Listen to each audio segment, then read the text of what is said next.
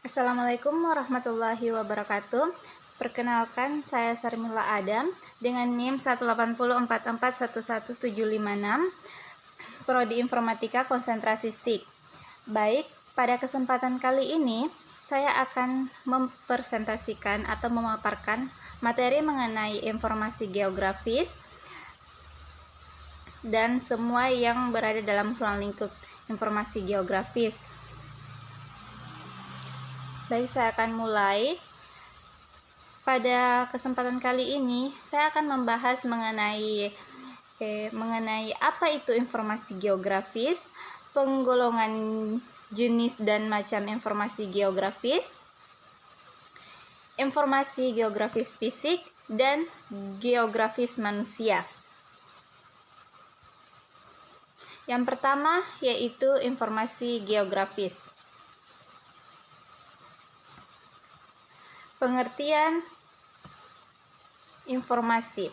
Informasi merupakan sekumpulan data maupun fakta yang telah diorganisasi atau diolah secara tertentu, sehingga memiliki arti bagi penerima, yaitu keterangan atau pengetahuan. Dengan demikian, data merupakan sumber informasi. Informasi dapat juga dikatakan sebuah pengetahuan yang diperoleh dari pembelajaran, pengalaman, atau instruksi.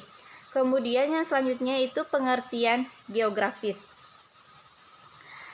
Pengertian geografis. Geografis itu merupakan bidang ilmu yang mempelajari tanah, fitur, fenomena bumi, dan penghuninya atau manusia. Geografis adalah disiplin yang mencakup semua yang mencari pemahaman tentang bumi dan kompleksitas manusia dan alaminya. Tidak hanya di tempat berbenda-benda, tapi bagaimana hal itu telah berubah dan menjadi kenyataan. Informasi geografis didefinisikan sebagai sekumpulan data maupun fakta mengenai fenomena bumi, tanah, fitur, dan penghuninya yang telah ditempatkan dalam ruang waktu. Kemudian selanjutnya geografis sering didefinisikan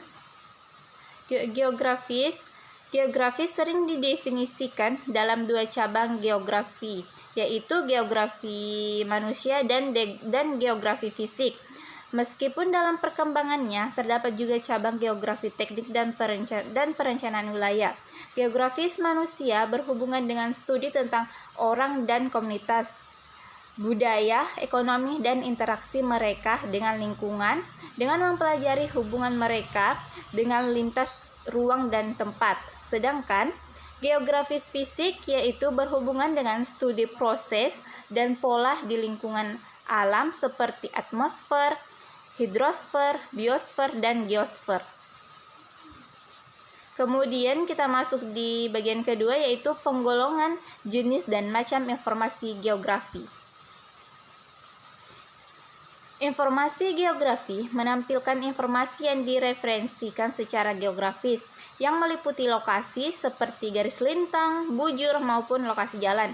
Informasi yang terkait dengan lokasi tertentu disebut dalam bahasa GIS adalah atribut. Sumbernya dapat berasal dari data lapangan atau tristis yang diperoleh dari pengamatan atau pengukuran langsung di lapangan. Kemudian itu data peta dan data penginderaan jauh. Pengamatan atau pengukuran langsung di lapangan ini dapat kita peroleh jika kita mendatangi lokasi atau tempat yang ingin kita teliti atau yang ingin kita dapatkan data dari tempat tersebut. Kemudian kita akan membahas data atribut dan data spasial. Yang pertama itu data spasial atau keruangan, merupakan data yang mempresentasikan aspek keruangan dari suatu fenomena atau mengidentifikasikan posisi geografis suatu fenomena. Contohnya antara lain itu letak suatu wilayah, posisi sumber minyak bumi, dan sebagainya. Data spasial dapat berbentuk titik atau poin, contohnya itu posisi terminal. Kemudian garis polyline, kemudian garis atau polyline, contohnya itu jaringan jalan raya.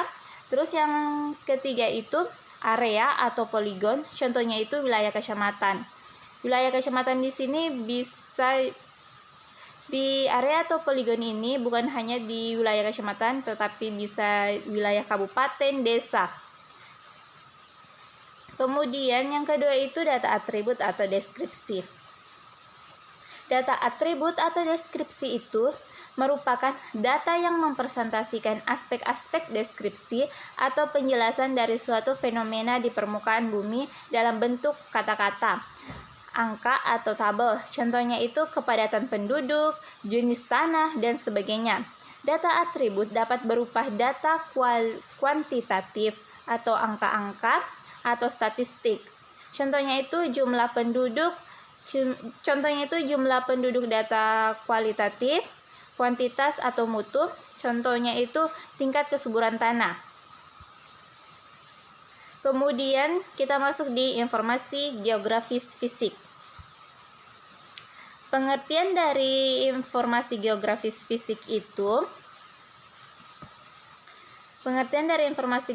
fisik itu secara garis besar yaitu seluruh objek kajian geografis dapat dibedakan atas dua aspek utama, yaitu aspek fisik dan aspek sosial.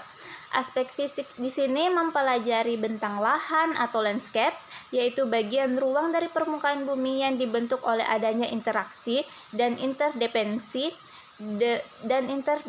bentuk lahan. Perhatian utama geografis fisik adalah lapisan hidup atau life layer dan lingkungan fisik, yaitu zona tipis dan daratan dan lautan yang di dalamnya terdapat sebagian besar fenomena kehidupan yang meliputi aspek kimiawi, biologis, astronomis, dan lain sebagainya.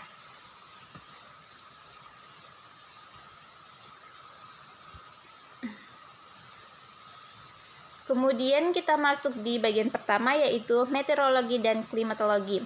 Meteorologi dan klimatologi adalah ilmu yang mempelajari gejala cuaca dan iklim di atmosfer.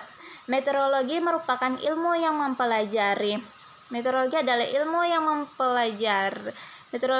ilmu yang mempelajari proses fisis dan gejala cuaca yang terjadi di lapisan atmosfer atau troposfer. Sedangkan klimatologi adalah ilmu yang mencari gambaran dan penjelasan sifat iklim, mengapa berbeda, keterkaitan dengan aktivitas manusia. Atmosfer bumi memiliki beberapa lapisan, yaitu troposfer lapisan yang paling bawah dari atmosfer, stratosfer, mesosfer, termosfer, dan exosfer. Di samping ini adalah gambar dari lapisan atmosfer bumi. Yang paling luar atau yang paling jauh dari bumi itu yaitu namanya exosphere. Exosphere ini adalah lapisan terjauh dari bumi yang memiliki kandungan gas rendah, gaya gravitasi lemah. Kemudian selanjutnya adalah termosfer. Termosfer ini memiliki lapisan ionosfer yang berfungsi sebagai penyebaran gelombang radio. Kemudian selanjutnya adalah mesosfer. Mesosfer ini berfungsi mengikis dan membakar benda asing yang akan masuk ke bumi.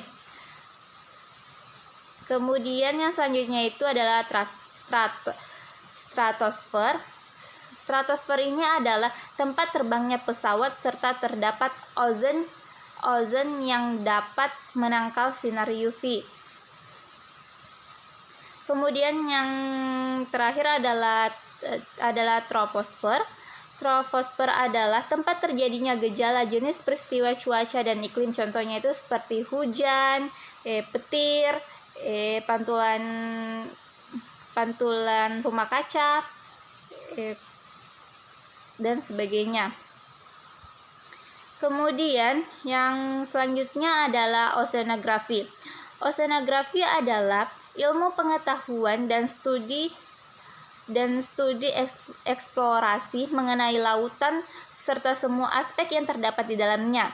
Aspek-aspek tersebut seperti sedimen, batuan yang membentuk dasar laut, interaksi antara laut dan atmosfer, pergerakan air laut, serta tenaga yang menyebabkan adanya gerakan tersebut, baik tenaga yang berasal dari dalam maupun dari luar. Gambar di samping ini adalah kehidupan dari bawah laut yang dipelajari di dalam ilmu oceanografi atau ilmu pengetahuan dan studi eksplorasi mengenai lautan serta semua aspek yang terdapat di dalamnya. Kemudian, oceanografi adalah bagian dari ilmu kebumian atau earth science yang mempelajari laut, samudra beserta isi dan apa yang ada di dalamnya hingga ke kerak samudranya.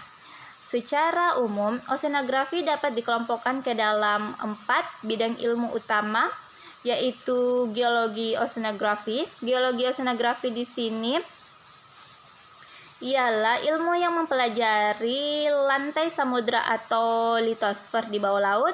Yang selanjutnya adalah fisika oceanografi.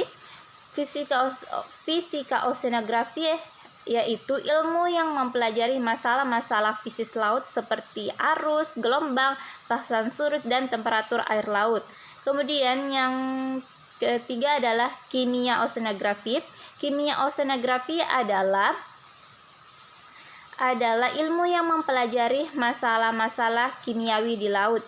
Dan yang terakhir adalah biologi oceanografi. Biologi oceanografi adalah ilmu yang mempelajari masalah-masalah yang berkaitan dengan flora, fauna, dan biota di laut. Kemudian yang selanjutnya adalah hidrologi dan hidrografi. Hidrologi mempelajari gerakan dan distribusi air di bumi. Adapun hidrografi adalah suatu cabang ilmu geografi fisik yang berhubungan dengan penelitian dan pemetaan air di permukaan bumi. Hidrologi adalah cabang ilmu geografi yang mempelajari gerakan, distribusi, dan kualitas air di seluruh bumi, termasuk siklus hidrologi dan sumber daya air. Orang yang ahli dalam bidang hidrologi disebut hidrolog. Jadi, hidrolog itu adalah orang yang ahli dalam bidang hidrologi atau orang yang menguasai bidang hidrologi disebut dengan hidrolog. Bekerja dalam bidang ilmu bumi dan ilmu lingkungan serta teknik sipil dan teknik lingkungan. Kajian hidrologi meliputi hidrometeorologi atau air yang berada di udara dan berwujud gas. Kemudian potamologi atau aliran permukaan. Terus selanjutnya limnologi adalah air permukaan yang relatif tenang seperti danau, waduk. Terus selanjutnya itu geohidrologi, yaitu air tanah. Dan selanjutnya itu kriologi adalah air yang berwujud padat seperti es dan salju dan kualitas air. Kemudian yang selanjutnya itu geologi dan geomorfologi. Geologi menjelaskan bagaimana bumi terbentuk dan bagaimana bumi berubah dari waktu ke waktu. Adapun geomorfologi yaitu mempelajari bentuk permukaan lahan dan sejarah pembentukannya. Geomorfologi merupakan ilmu kebumian yang mengkaji dan mendeskripsikan bentuk-bentuk permukaan bumi atau geometri dan proses yang berkenaan dengan pembentukan dan perkembangannya.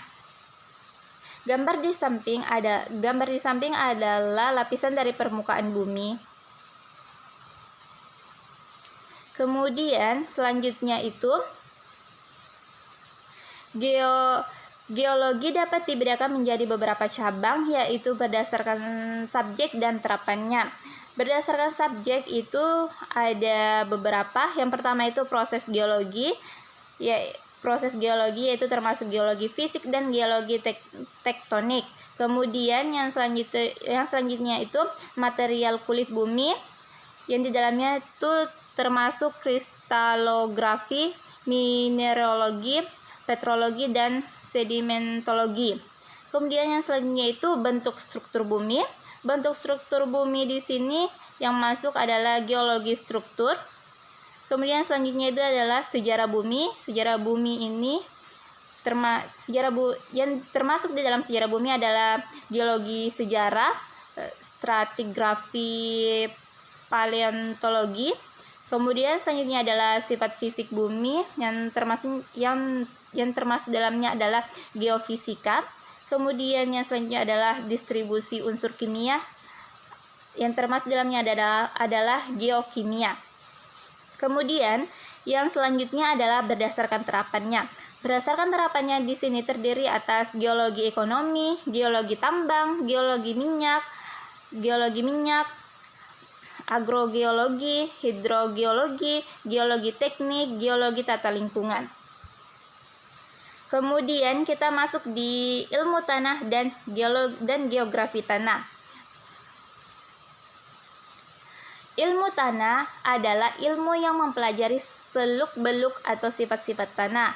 Adapun geografi tanah adalah ilmu yang mempelajari tentang tanah seperti sifat, genesis, penyebaran, dan penerapannya terhadap kehidupan manusia.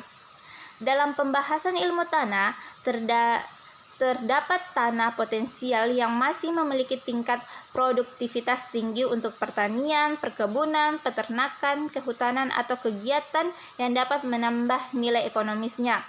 Selain itu terdapat lahan kritis, yaitu lahan yang telah kehilangan bahan mineral, kimiawi, ataupun mikroorganisme tanah sehingga tanah tersebut menjadi tidak subur. Kemudian kita masuk di biologi dan biogeografi. Biologi adalah ilmu yang mempelajari dunia tumbuhan dan hewan, sedangkan biogeografi adalah ilmu yang mempelajari penyebaran organisme dalam ruang dan waktu, serta faktor-faktor yang mempengaruhi, membatasi, atau menentukan pola penyebaran jarak.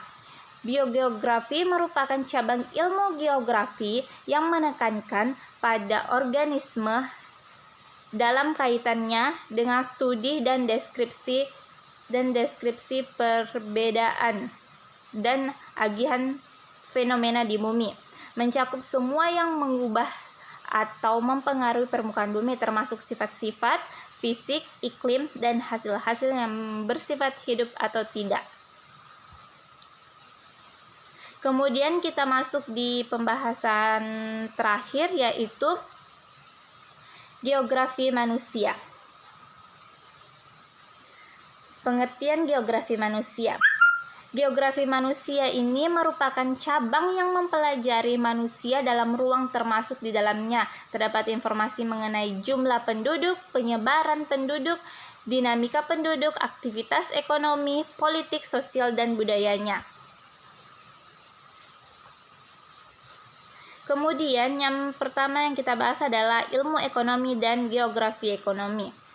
Ekonomi adalah ilmu pengetahuan yang mempelajari usaha-usaha manusia untuk mencapai kemakmuran, gejala-gejalanya, dan hubungan timbal balik dari usaha tersebut.